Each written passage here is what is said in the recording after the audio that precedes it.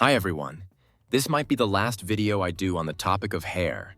And for the last video, I would like to talk about bad habits and what could be taking away progresses from the person you truly want to be so. Hi, I'm Al, and this is One Healthy Heart. And this is what not to do when you're trying to grow healthy hair. First big one, crash dieting and starving yourself. If you drop calories super low over and over again, your body goes into survival mode. When there's not enough food, your body cares way more about your heart and organs than your hair. Hair is a luxury, not a priority. That's when people suddenly notice more shedding, thinner ponytails, or hair that just feels weaker. So, if you're trying to get snatched in a month with barely any food, understand you might be trading in your hair to do it. Steady, realistic changes beat extreme cuts if you care about what's growing out of your head. Second, treating your hair like it's iron, not fiber. That means yanking tangles out with a brush, ripping through knots when you're impatient, or brushing aggressively when your hair is soaking wet and fragile. Hair is a fiber. Once it snaps, it's snapped. Every time you rush and rip, you're creating those short, broken pieces you hate seeing. Slow down when you detangle. Use conditioner or some kind of slip. Start from the ends and work your way up. Your hair remembers how you treat it, especially over months and years. Third bad habit, too much heat all the time. Blow dryers, flat irons, curling wands, none of them are evil, but over time, high heat over and over again chips away at your cuticle, dries out the hair, and causes split ends to travel up the strand. The problem is not using heat ever. The problem is using heat constantly with no protection and no breaks. If you're trying to grow healthy hair, wild high heat every single week is like trying to grow a plant while stepping on it. Lower the temperature when you can, use heat protectant, and give your hair some no-heat stretches to recover. Fourth, chemical overload with no recovery plan. Bleaching, relaxing, perming, constant coloring, these all change the structure of the hair. If you stack them on top of each other with no break, no deep conditioning, and no trimming, you're asking your hair to do Olympic-level performance with no rest days. It's not that you can never color or relax your hair. It's that doing everything at once, back to back, then wondering why your hair snaps when you touch it is a setup.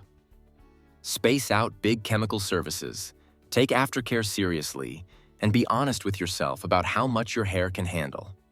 Fifth, styles that are way too tight. If your ponytail, braids, buns, or extensions are so tight that your scalp hurts, your head aches, or you see bumps along your hairline, your hair is literally being pulled out of its home. That's how traction alopecia happens, especially along the edges. Your edges are not a stress ball. They can only take so much. If you're trying to grow healthy hair, especially around your hairline, loosen things up.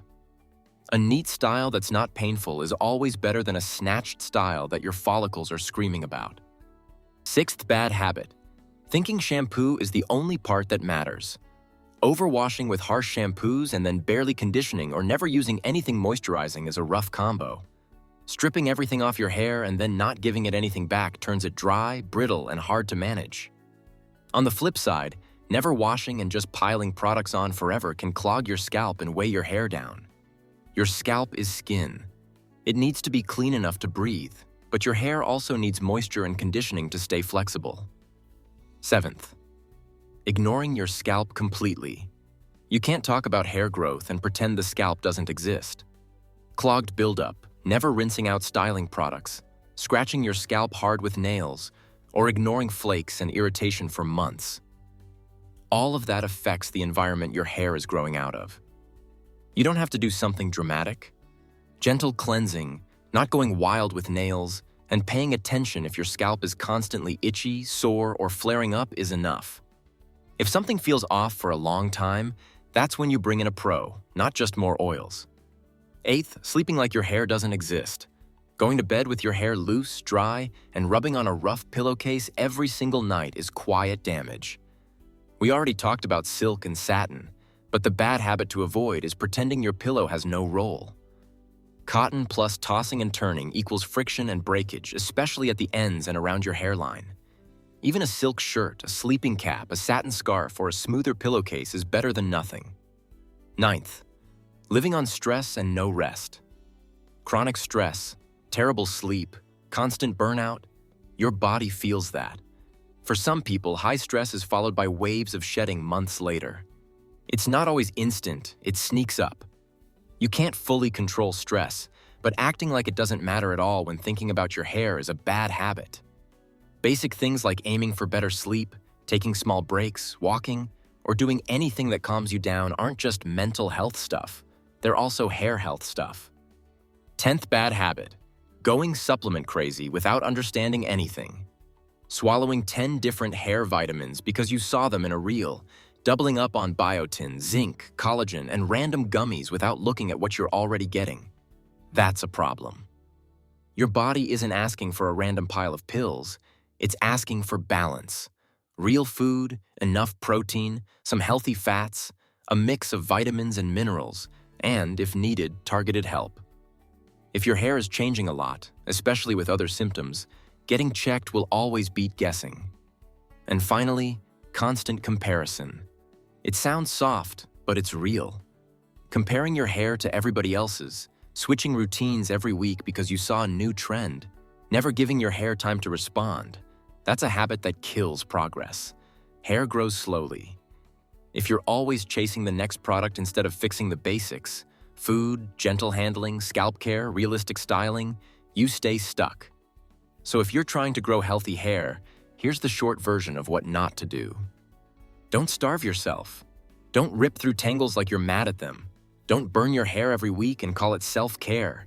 Don't keep styles so tight your scalp is screaming.